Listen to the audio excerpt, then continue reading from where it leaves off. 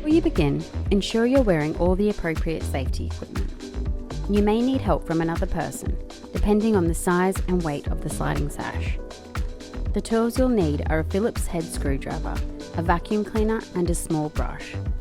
The sash may need to be lowered via the adjustment screws before you can remove it. They are located at the bottom of each end of the sash.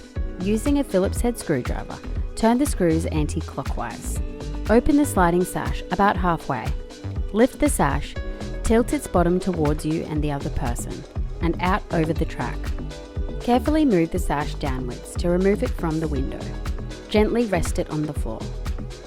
Before putting back the sliding sash, clean the track with a vacuum cleaner and a small brush.